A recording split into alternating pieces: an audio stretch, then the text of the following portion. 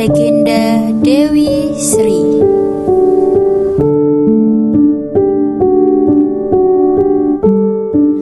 Legenda Dewi Sri merupakan legenda yang mengisahkan tentang seorang putri dari kerajaan Purwacarita. Diceritakan bahwa Dewi Sri yang kabur dari kejaran raksasa Kala Gumarang meminta perlindungan kepada Batara Guru, dan bentuk perlindungan yang diberikan kepada Dewi Sri adalah tubuhnya yang menjadi tumbuhan padi. Legenda ini menceritakan asal-usul tanaman padi sesuai dengan kepercayaan rakyat Indonesia. Dewi Sri adalah simbol kesuburan, kemakmuran, dan keanggunan.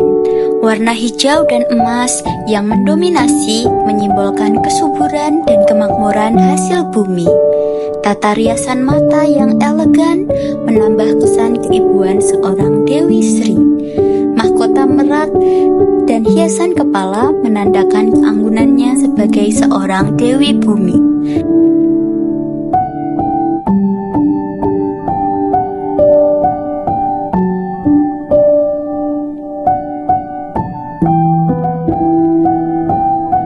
Dengan riasan fantasi yang membentuk sulur serta bunga menyimbolkan kecantikan dan bagaimana Dewi Sri menjaga kehormatannya sebagai Dewi Bumi.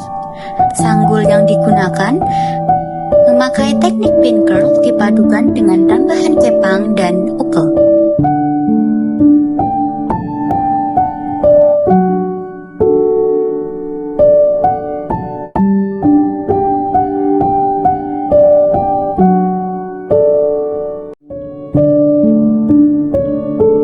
Tata rias fantasi Dewi Sri oleh Karin Ega dan Felista Aprilia Yurina. Make up fantasi Legenda Rawapening.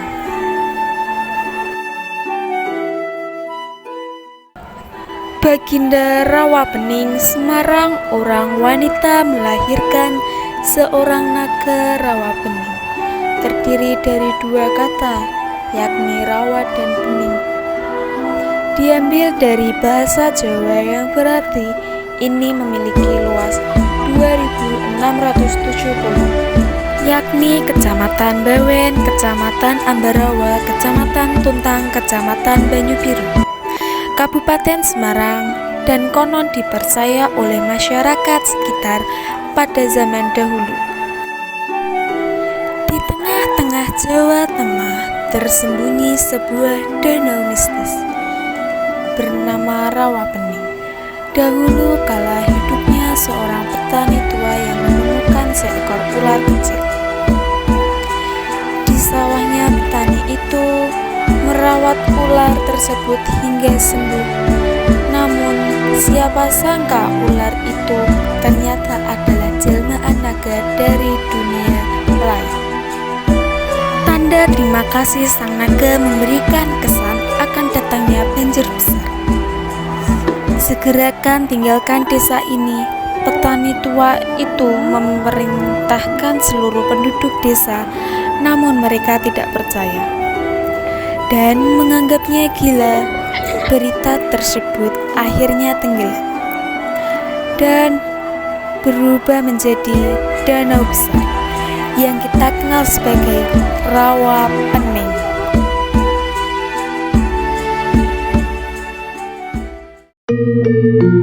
Calon Arang. Calon Arang adalah seorang tokoh dalam cerita rakyat yang berasal dari Bali dari abad ke-12. Calon Arang merupakan janda penguasa ilmu hitam dan dapat merubah dirinya menjadi layak. Calon Arang yang sering merusak hasil panen para petani dan dapat menyebabkan datangnya penyakit. Memiliki seorang putri bernama Diah Ayuratna Manggali. Meskipun cantik, Diah Ayuratna Manggali tidak kunjung mendapatkan seorang suami karena orang-orang takut pada ibunya. Calon Arang mempunyai mempunyai buku-buku yang berisi ilmu-ilmu sihir. Pada suatu hari, buku ini berhasil ditemukan oleh Bahula yang menyerahkan kepada Empu Baradah. Saat calon arang mengetahui bahwa bukunya telah dicuri, ia menjadi marah dan memutuskan untuk melawan Empu Baradah. Calon arang menyebarkan banyak penyakit dan wabah bencana pada masyarakat. Untuk menghentikan sihir calon arang, Raja Airlangga meminta Empu Bahula untuk menikahi Ratna Manggali agar calon arang berhenti menyebarkan penyakit. Calon arang senang dan menikahkan putrinya dengan Empu Bahula dan membuat pesta besar-besaran selama 7 hari 7 malam. Setelah menikah, Empu Bahula mencuri kitab sihir milik calon arang dan bertarung melawannya. Empu Bahula menang dan masyarakat menjadi damai dan aman. Hingga kini, calon arang menjadi kesenian Bali yang sakral.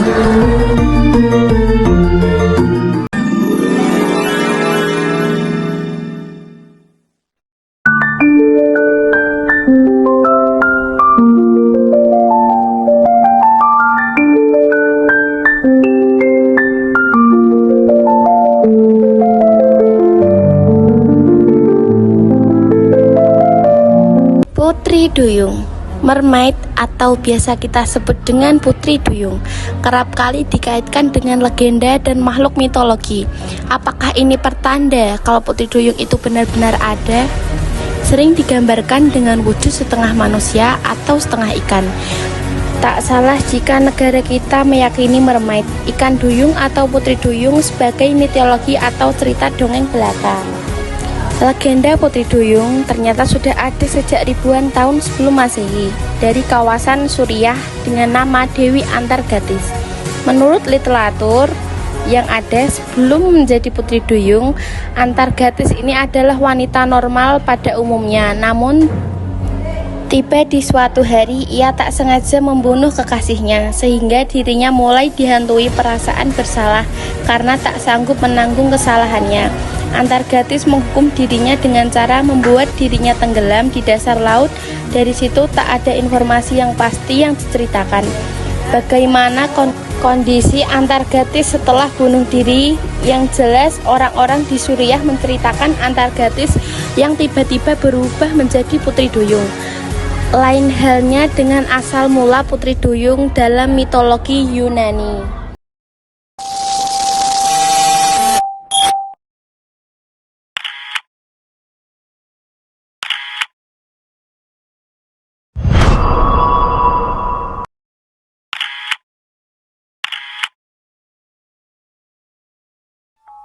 Dongeng Si Kancil yang Cerdik merupakan salah satu dongeng yang sangat populer di Indonesia. Dalam kisah Si Kancil yang Cerdik menceritakan kehidupan si kancil di dalam hutan yang hidup di akal untuk melalui banyak rintangan dan mara bahaya. Si Kancil yang Cerdik memiliki banyak kisah yang biasanya diceritakan untuk diambil pesan moralnya. Seperti cerita Si Kancil yang Cerdik seperti kancil mencuri timun, kancil banyak lagi. Dalam kisah Si Kancil, dia hidup bersama dengan teman-temannya di hutan dengan cara yang cerdik. Seperti saat dia kehausan pada musim kemarau. Kancil hanya melihat air di sungai, namun di dalam sungai ada banyak buaya yang sedang menunggu mangsanya. Saat itu Kancil menyusun rencana yang agar dia bisa minum dan menipu para buaya. Kancil memberitahu para buaya bahwa mereka diundang ke dalam tanah pada hari itu. Yang kemudian para buaya pun percaya akan kata-kata yang keluar dari mulut si Kancil.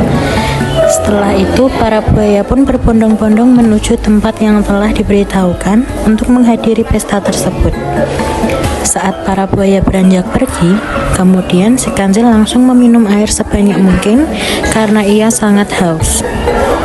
Dia duduk sangat lama di tepian sungai untuk mendinginkan diri, lalu meninggalkan sungai untuk mencari makan.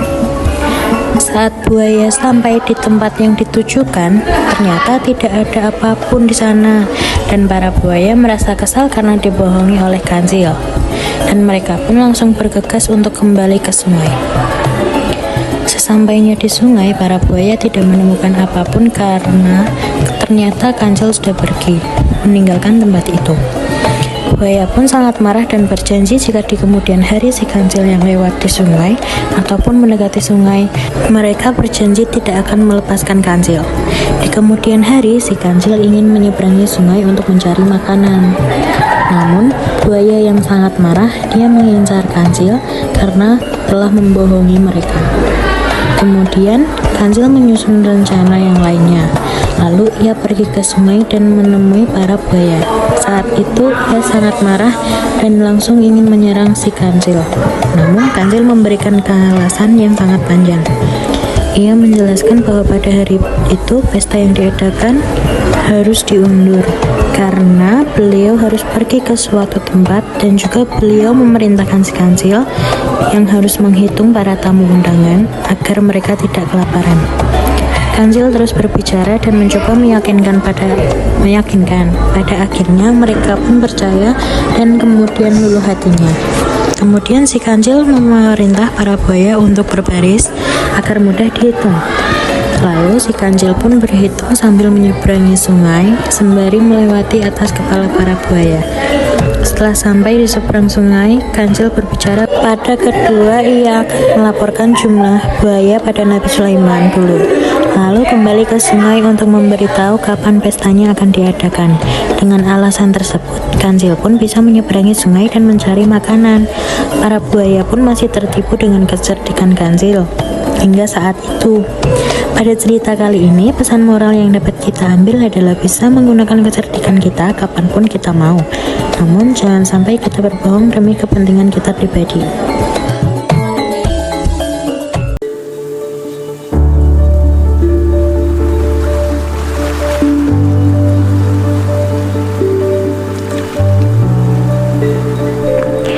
Nyi Blorong merupakan cerita rakyat yang kerap terdengar di tanah Jawa. Dalam cerita tersebut, Nyi Blorong adalah panglima perang yang dipilih oleh Nyi Roro Kidul. Tubuh Nyi Blorong berbentuk manusia setengah ular.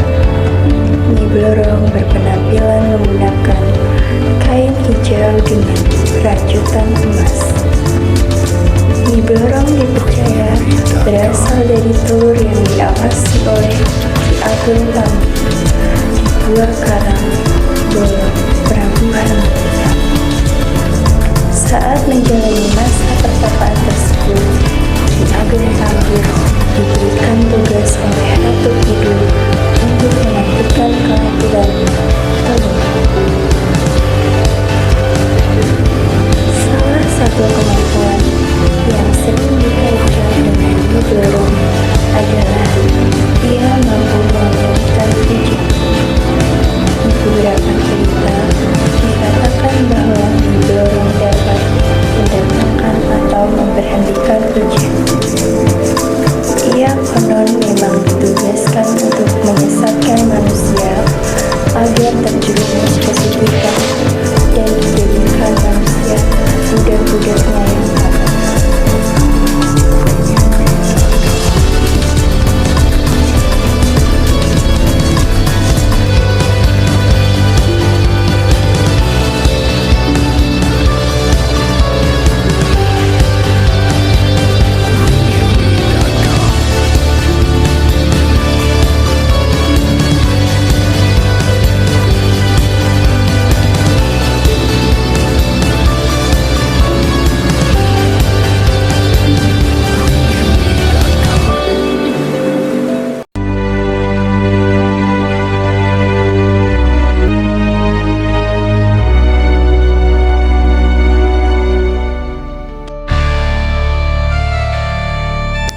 Legenda Putri Karangbono dan Naga adalah salah satu cerita rakyat dari Kalimantan Timur, khususnya dari wilayah Kutai.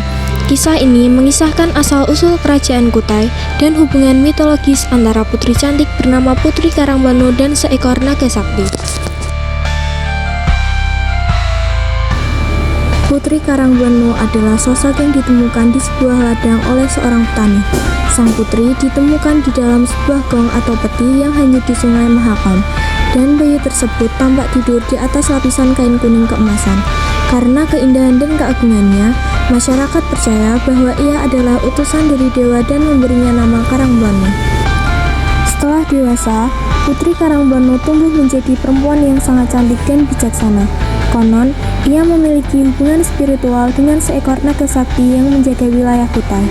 Naga ini sering digambarkan sebagai makhluk pelindung yang memiliki kekuatan magik untuk menjaga dan melindungi kerajaan.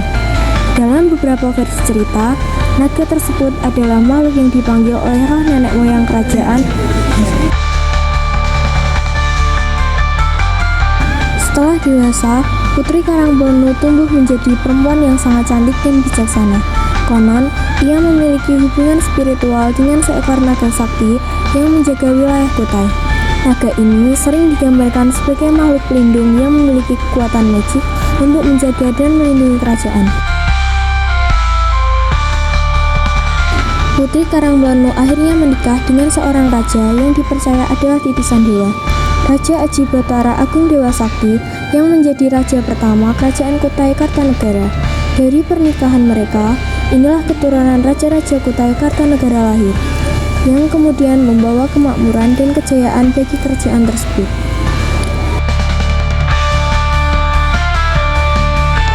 Legenda Putri Karangbono dengan naga menjadi simbol keberkahan, perlindungan, dan hubungan manusia dengan kekuatan alam serta spiritualitas. Kisah ini tidak hanya memperkuat kebudayaan dan kepercayaan masyarakat Kutai, tetapi juga menjadi salah satu legenda yang diwariskan turun-temurun di Kalimantan Timur.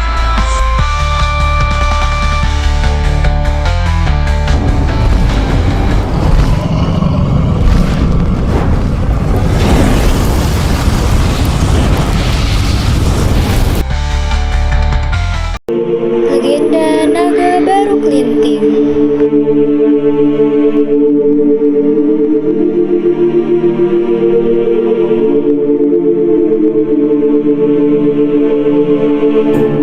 Naga Baru Kelinting merupakan seorang manusia yang berwujud naga.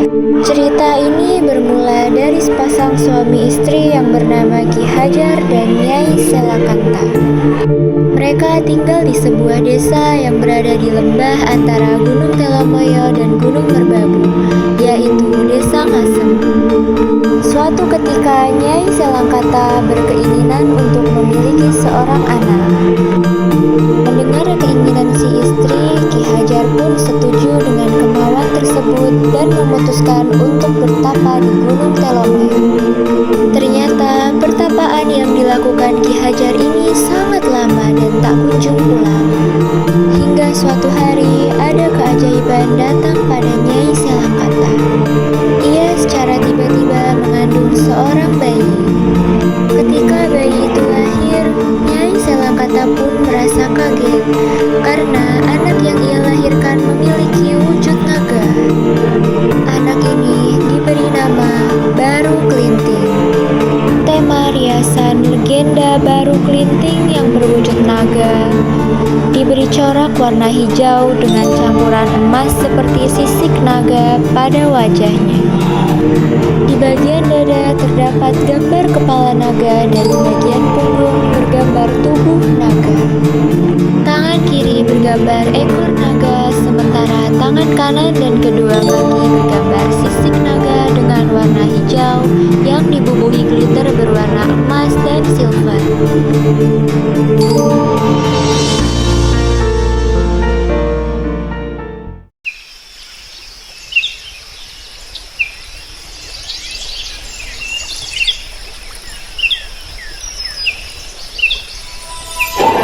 Putri Pandan Berduri.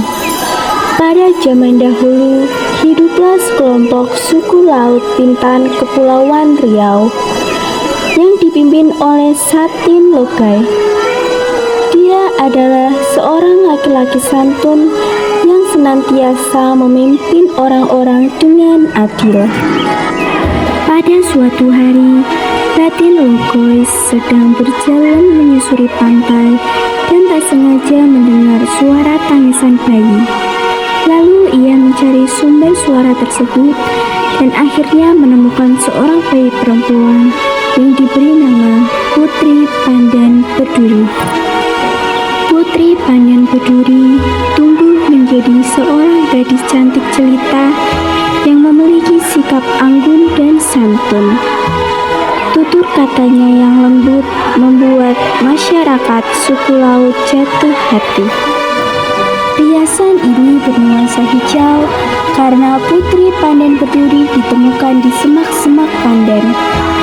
Pada bagian dada dan punggung digambar pandan yang menggambarkan awal mula tertemunya putri pandan. Bagian tangan digambar pohon rambat berwarna hijau yang mengelilingi tangan, dan di bagian kaki digambar pohon rambat bercabang yang identik dengan warna hijau. Di bagian kepala terdapat mahkota yang menggambarkan seorang putri dan dipadukan dengan sanggul melingkar dan daun pandan yang dihiasi dengan lungsen yang dikepang dan dihiasi dengan rumbai berwarna emas. Kostum ini menggunakan kemben berwarna hijau yang dipadukan dengan kain jarik yang bernuansa hijau dan emas. Di bagian pinggang terdapat daun pandan yang segar yang ditutupi dengan ikat pinggang.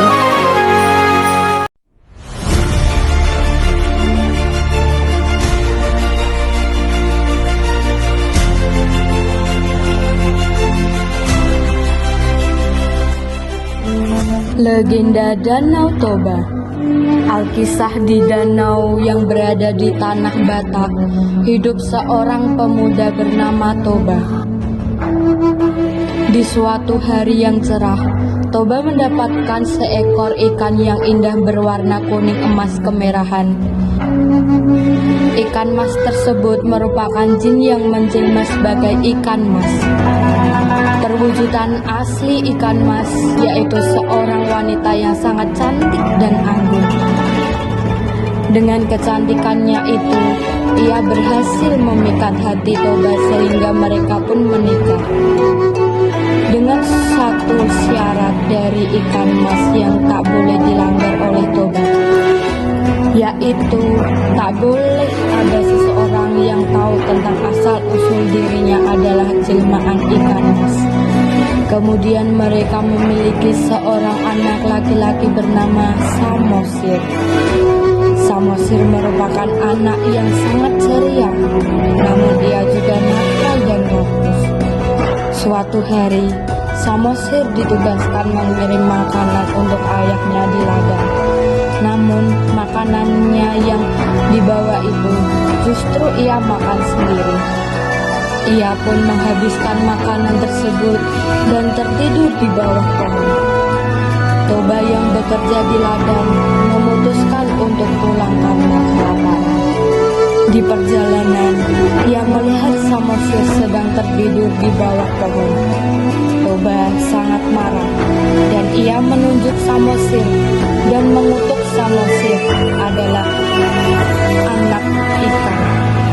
Seketika langit gelap dan air bah mengenangkan seluruh perkampungan yang kini berwujud danau Toba, dan Samosir berubah menjadi pulau yang kini diberi nama Pulau Samosir.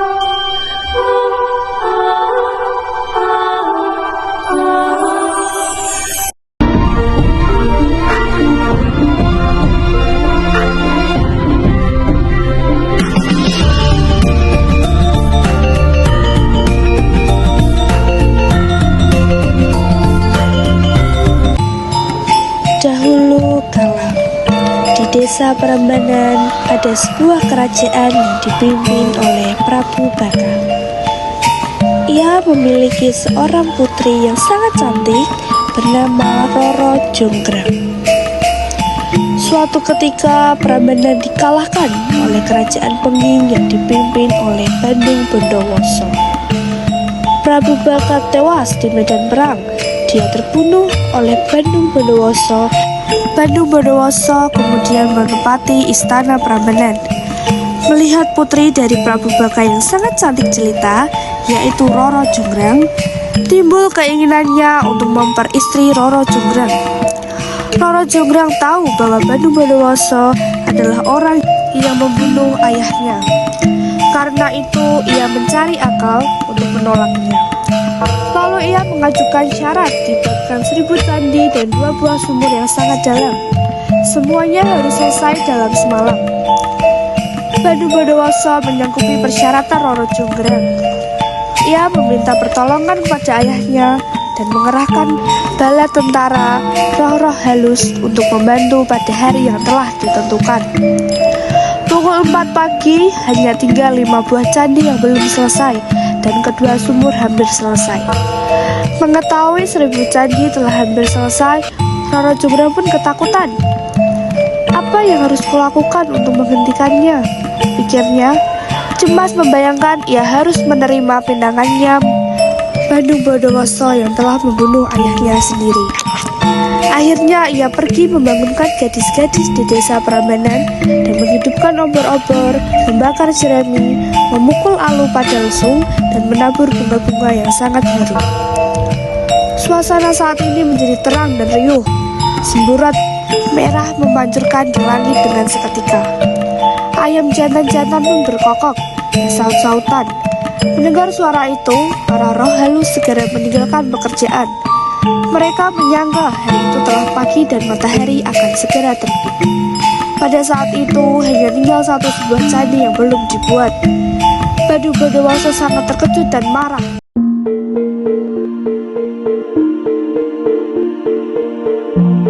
Cerita rakyat yang mengisahkan tentang seorang pemuda bernama Jakatarub yang menikahi bidadari bernama Dewi Nawangwulan.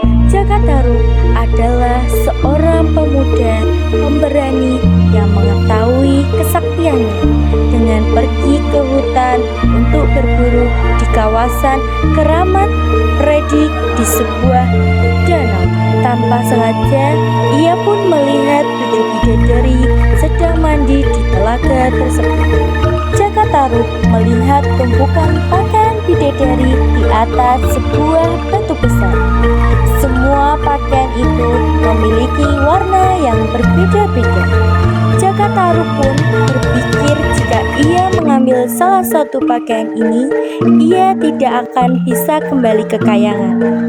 Akhirnya, ia diam-diam mengambil salah satu pakaian yang berwarna merah. Saat mendekati terbenamnya matahari, para bidadari ini ingin kembali ke kayangan. Keenam bidadari yang lain mencoba membantu mencari pakaiannya, tapi tidak juga berhasil. Para bidadari yang lain harus pergi meninggalkan Nawangwulan karena hari akan semakin gelap. Jakatarub kemudian muncul membantu bidadari yang bernama Nawangwulan. Nawangwulan memiliki sifat baik hati, penyayang, dan setia pada janji. Nawangwulan merupakan seorang bidadari yang cantik. Jakatarub pun menghampiri Nawangwulan dan memberikan pakaian.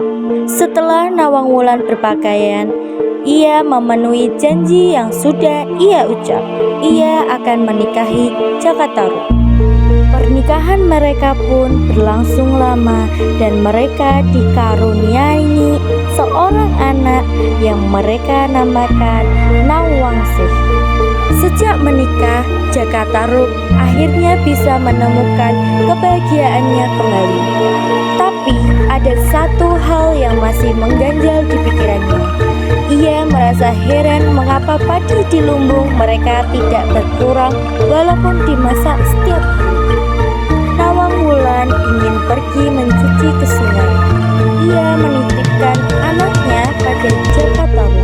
Ia juga mengingatkan suaminya agar tidak membuka tutup kukusan nasi yang sedang ia masak. Saat Nawang Wulan sampai ke rumah, ia melihat suaminya dengan amarah karena suaminya telah melupakan titipannya, yaitu hilang sudah kesaktianku untuk mengubah setangkai padi menjadi sebakul nasi. Sejak hari itu, persediaan padi mereka semakin lama semakin menipis. Bahkan sekarang padi itu sudah tinggal tersisa di dasar lubang. Ketika sedang menarik batang-batang padi yang tersisa sedikit itu, Nawang Wulan merasa tangannya memegang sesuatu yang lembut. Karena penasaran, Nawang Wulan terus menarik benda itu. Wajah Nawang Wulan seketika pucat karena terkejut melihat benda yang baru saja berhasil diraihnya adalah baju bidadari dan selendang yang berwarna merah. Nawang Wulan merasa kecewa dan marah pada Jakataru karena ia merasa sudah ditipu selama ini. Saat ia bertemu Jakataru, ia memutuskan untuk kembali ke kayangan dan meninggalkan suami dan anak. Pesan moral yang bisa diambil dari cerita ini adalah tidak membohongi orang lain untuk mendapatkan apa yang kita mau.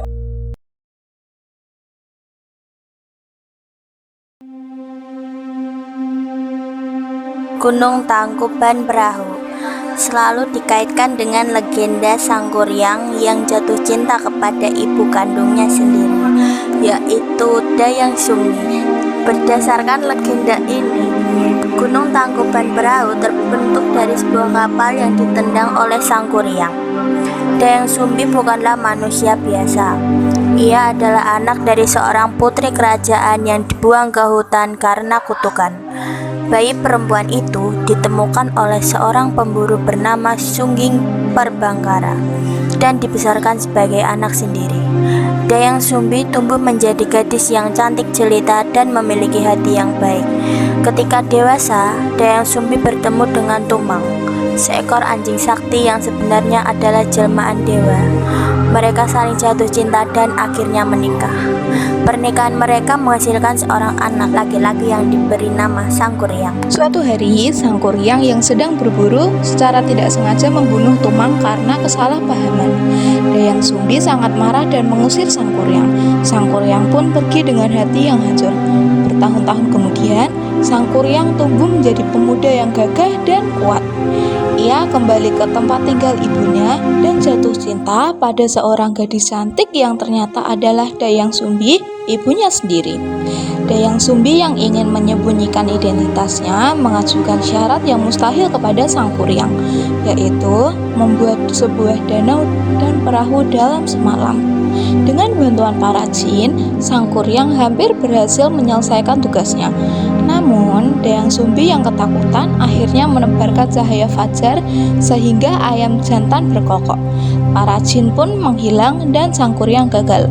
Marah dan kecewa, Sangkuriang menendang perahu yang hampir selesai sehingga menjadi sebuah gunung yang dikenal sebagai Gunung Tangkuban Perahu.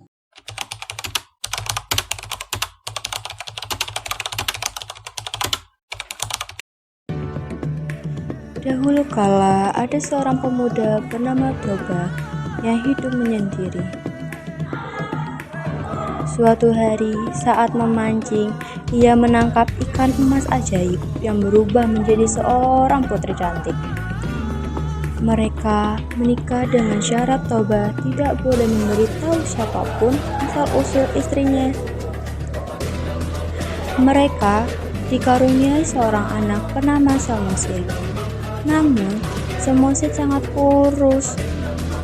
Suatu hari, ia memakan bekal ayahnya yang sangat banyak. Ketika ditanya, Samosir tidak sengaja menyebut ibunya sebagai seorang ikan. Mendengar itu, sang istri sangat terkejut dan marah. Ia pun membanting tanah hingga membentuk cekungan besar yang berisi air menjadi danau Toba. Toba dan Samosir pun menjadi pulau Samosir di tengah danau itu. Alkisah, berdirilah kerajaan yang menghadap ke hamparan Samudra Hindia. Kerajaan Sekar Kuning di negeri Tonjeng Biru. Sang raja, Raden Panji Kusuma, juga dikenal dengan sebutan Tonjeng Biru, memiliki istri bernama Dewi Seranti. Keduanya terkenal rupawan. Mereka pun hidup harmonis dan memerintah dengan bijaksana hingga rakyat hidup sejahtera. Hingga nanti telah tiba. Raja dan ratu dikaruniai keturunan seorang putri berparas cantik yang diberi nama Mandalika. Lihat sikap sehari-hari orang tuanya, Putri Mandalika tumbuh menjadi gadis santun, rendah hati dan sangat menyayangi rakyat. Ia bahkan rela membantu warga dengan tangannya sendiri. Sangka cerita dari mulut ke mulut mengenai paras rupawan dan budi baiknya membuat banyak pangeran dari kerajaan-kerajaan yang dekat maupun jauh hendak memperistri Putri Mandalika. Satu persatu melayangkan pinangnya ke kerajaan Sekar Kuning. Bersama surat-surat pinang itu datang juga pemberitahuan kedatangan para pangeran ke kerajaan Sekar Kuning untuk memberi hantaran dan memperkenalkan diri. Tidak hanya satu atau dua orang pangeran, tetapi belasan bahkan ribuan pangeran dari seluruh negeri datang untuk melamar Putri Mandalika. Namun, oleh karena itu, Putri Mandalika menjadi kebingungan. Dan ini menjadi beban bagi Putri Mandalika. Setelah berdiskusi panjang dengan kedua orang tuanya, Putri Mandalika pun memutuskan untuk menemui semua pangeran yang ada di ruangan istana. Tetapi setelah sampai di sana, alangkah terkejutnya Putri Mandalika melihat mereka sedang bertengkar karena ingin memperebutkan Putri Mandalika. Mereka mengancam akan ada peperangan jika salah satu dari mereka menikah dengan Putri Mandalika. Putri Mandalika tidak ingin rakyat sengsara akibatnya.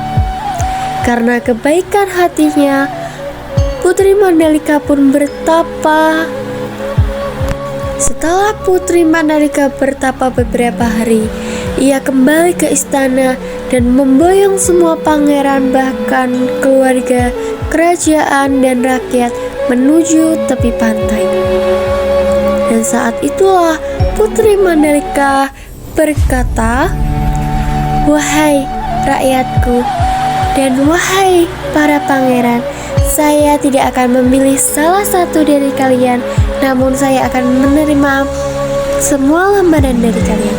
Saya tidak ingin memilih siapa yang menikah dengan saya, dan saya tidak ingin rakyat saya sengsara akibat saya memilih salah satu dari kalian. Jadi, saya memutuskan saya menerima lamaran kalian semua." Setelah mengatakan itu, Putri Mandalika pun lalu menyipurkan dirinya ke dalam laut. Lalu ombak besar pun datang menghantam Putri Mandalika. Putri Mandalika pun berubah menjadi seekor cacing berwarna-warni yang biasanya muncul 1 tahun sekali saat Putri Mandalika menjeburkan diri ke laut. Setelah itu, rakyat mulai mengumpulkan cacing-cacing itu. Dan Putri Mandalika pun menjadi seekor cacing yang bermanfaat untuk rakyat, untuk kebutuhan pangan, dan cacing itu membuat tanah di kerajaan menjadi semakin subur.